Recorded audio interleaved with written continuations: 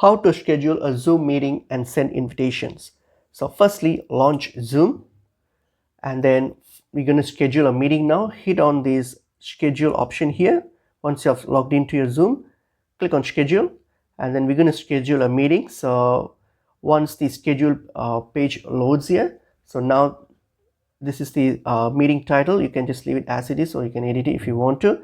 Then select the date and the time for the Zoom meeting. Select that, and then once you're done, you can select repeat if you want to repeat the meeting. And then here under the attendees, you can simply type in the email address of all the attendees who's going to attend this meeting. You can type that in and add it. And then once you're done with that, all you're going to do is hit on save.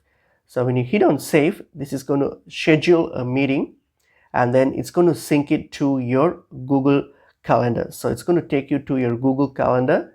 So once you get it to the just need to sign into my Google account.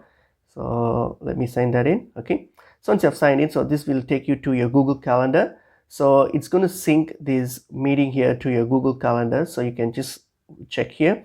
So this is why it's been that's the details, and if you are want to change it, you can change it, make any edits, and then hit on save, and that's it. It's synced to your Google Calendar.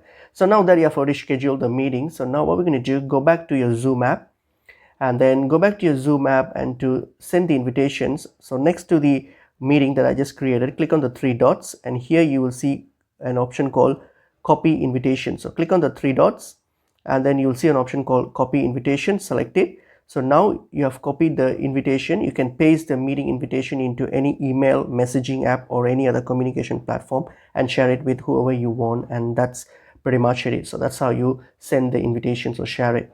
Hope this video was helpful to you all. I will see you all in another video. Thank you.